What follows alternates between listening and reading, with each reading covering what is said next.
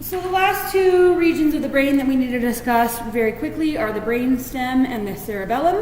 The brainstem has three parts: the midbrain, the pons, and the medulla oblongata. So if we zoom in here to the brainstem, we can see that this part right here, just inferior to the diencephalon, is the midbrain.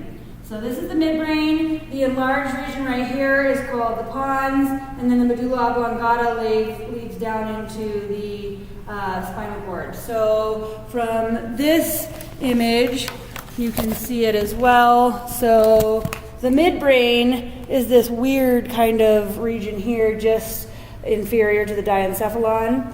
The midbrain, the pons, and the medulla oblongata is going to lead down into the spinal cord.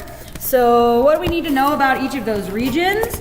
It's pretty straightforward, quick, easy to go, nothing too horrible to worry about. The brainstem is handling all of our lower life functions. And if you kind of think about the regions of the brain, as we move up from the brainstem, where we're doing lower life functions like breathing, respiration rate, all of that stuff, then we go into the diencephalon, which is kind of controlling higher order functions, a little bit higher order, things like, the master regulator of the autonomic nervous system, master regulator of the endocrine system, shipping off all of that sensory information. That's a little more, complex than just setting the rate for your basic vital functions. And then up above that, up above the diencephalon, we have the cerebellum, which is where our really higher order functions come. So as you look at each of the regions of the brain going up, you get more complex. So in the brainstem, we're handling pretty low level processing. The midbrain, all I want you to worry about for the midbrain is that this is responding to visual and auditory reflexes. So midbrain responds to visual and auditory reflexes. Well, what does that mean? If something goes flying past your face and you track it to watch it, that is a reflexive eye motion that is controlled in the midbrain. If somebody slams the door behind you and you quick turn to look at it, that is a reflective motion controlled by the midbrain. So that's really helping our visual and auditory reflexes. The pons here, the only thing we're going to worry about the pons is the pons sets our basic the pons has a respiratory group that helps to alter our basic respiratory rhythm. So our resting heart rate and resting respiratory rate are handled through the medulla oblongata. But if I want to do something like sing, or have any kind of control over my breathing and the shift from inspiration to expiration, that's coming from the pons. So we'll just say that the pons contains a respiratory group that alters breathing if we want to control it. So pons contains a respiratory group. And ultimately what it does is it changes it helps you alter the shift from inspiration to expiration. So that's what we'll say. The pontine respiratory group alters the rate of inspiration and expiration.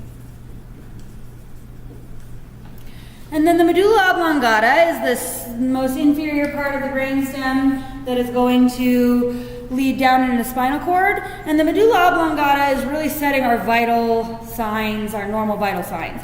So it's got what we call the cardio acceleratory center that speeds up heart rate. It's got the cardio inhibitory center that decreases heart rate.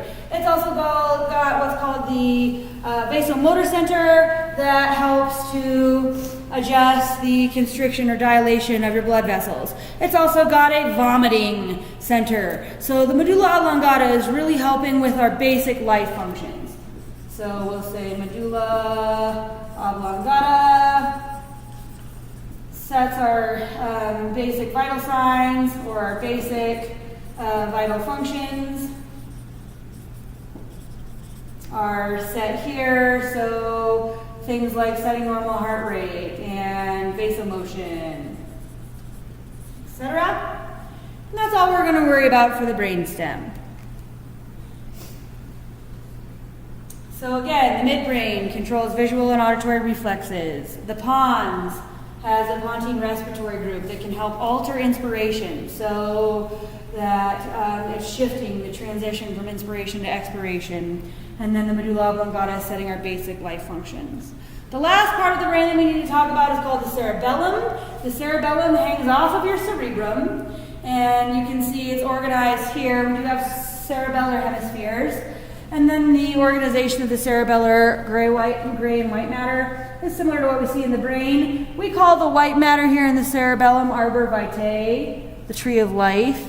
The folds are called folia instead of gyri. There's this little thing called a vermis right here. Looks like a worm. I think these are all things you have to identify in your lab manual. So that's our cerebellum. And as far as the cerebellum goes, what's the cerebellum doing? Well, the cerebellum is actually super cool. It helps to make sure that the motor commands you're sending down from your primary motor cortex and out to your skeletal muscle are matching what you want to do.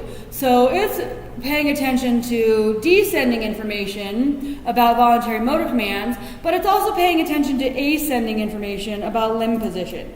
So that I have these receptors in my joints and my limbs and my muscles that tell my brain about my place in space. So what does this mean? What the cerebellum is doing is it's saying, okay, she wants to, say, touch her nose.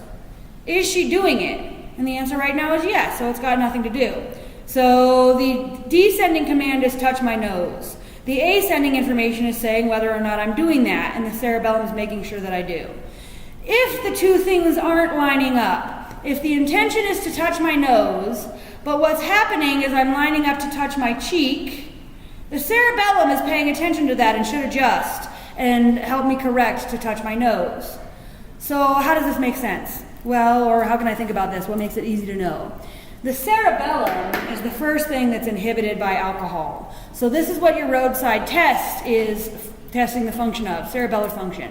And so if I've been drinking, I'm going to inhibit cerebellar function, and then when I want to touch my nose, I won't be able to. So I'll be sending down the command, and my cerebellum can't make the adjustments, and I'll touch my face instead. So if the instruction is to walk a straight line, touch your nose with your eyes closed, when I'm not drunk, I should be able to do all of those complex skeletal muscle movements and make adjustments, because that's what my cerebellum is doing. It's lining up the information. If I've been drinking, then I'm not going to be able to make the adjustments. So that's how the roadside test is working, and that's what you need to know about the cerebellum. That wraps up the brain. That's all you need to worry about for the brain, but you do need to look at spinal cord. So watch that other YouTube lecture that's posted, and hopefully I'll see you in class tomorrow. If I don't see you tomorrow, then I will post something tomorrow to let you know what we're doing. Have a great day. Stay warm.